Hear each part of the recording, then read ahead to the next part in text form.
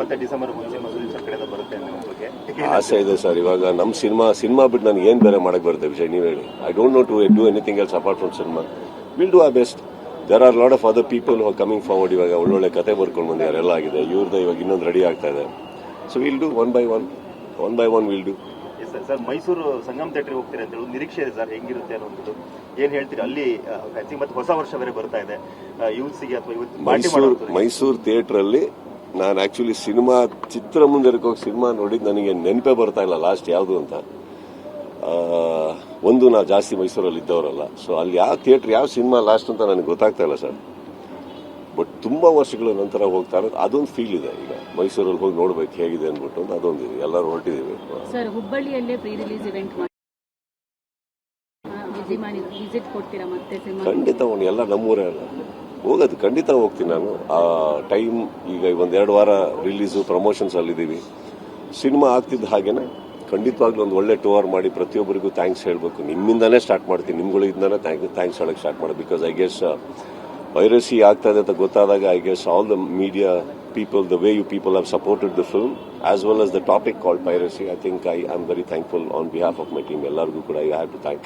ಹಾಗೆ ಎಲ್ಲರಿಗೂ ಥ್ಯಾಂಕ್ಸ್ ಹೇಳಬೇಕು ಸ್ಟೇಟ್ ಅಲ್ಲಿ. ಶಿವಮೊಗ್ಗದಲ್ಲಿ ತುಂಬಾ ಫ್ಯಾನ್ಸ್ ಇದೆ ಸರ್. ಅಲ್ಲಿ ಒಂದು ಟ್ರೆಂಡ್ ಅಂದ್ರೆ ಹುಡುಗರು ಒಂದು ಬೇಡಿಕೆ ಮಾಡಿದ್ದಾರೆ, ಅಂದ್ರೆ ನೀವು ನಮ್ಮ ಥಿಯೇಟರ್ ನಮ್ಮಲ್ಲಿ ಬಂದು ಸಿನಿಮಾ ನೋಡಬೇಕು ಅನ್ನೋದು. ಐ ಥಿಂಕ್ ಇದುವರೆಗೂ ಆಗಿಲ್ಲ, ಈ ಸರಿ ಎಲ್ಲ ಖಂಡಿತ ಹೋಗೋಣ ಸರ್. ಇವಾಗ ಒಂದಂತೂ ಸತ್ಯ, ಎಲ್ಲಾ ಕಡೆ ಅಟ್ ದ ಸೇಮ್ ಟೈಮ್ ಇರಕ್ಕಂತೂ ಆಗಲ್ಲ. ಅಂಡ್ ಒಂದು ಸಿನಿಮಾಗೆ ಹೋದ್ರೆ ನನ್ನ ಉದ್ದೇಶ ಕುತ್ಕೊಂಡು ಫುಲ್ ಸಿನಿಮಾ ನೋಡೋಣ ಅಂತ. ಮಧ್ಯದಲ್ಲಿ ಹೋಗಿ ನಾವು ಟಾಟಾ ಹೇಳ್ಕೊಂಡ್ ಬಂದಾಗ ಏನಾಗುತ್ತೆ, ಇಡೀ ಸಿನಿಮಾ ಡಿಸ್ಟರ್ಬ್ ಮಾಡ್ತಾ ಇದೀವಿ ನಾವು. ಥಿಯೇಟರ್ ಟೈಮಿಂಗ್ ಡಿಸ್ಟರ್ಬ್ ಮಾಡ್ತಾ ಇದೀವಿ, ಆಡಿಯನ್ಸ್ ಡಿಸ್ಟರ್ಬ್ ಮಾಡ್ತಾ ಇದೀವಿ. I don't want to do that. Cinema ಮಾಡಿರೋದು ಏನೋ ಹೋಗಿ ನಾನು ಆ ಥರ ಡಿಸ್ಟರ್ಬ್ ಮಾಡೋದಕ್ಕಲ್ವಲ್ಲ. ನೋಡೋಣ ಆಸ್ ಮಚ್ ಆಸ್ ಪಾಸಿಬಲ್. ಅಲ್ಲಿ ವಿಸಿಟ್ ಶಿವಮೊಗ್ಗ, ಹುಟ್ಟೂರು, ಮರೆಯೋಕ್ಕಂತೂ ಆಗಲ್ಲ. I will go they.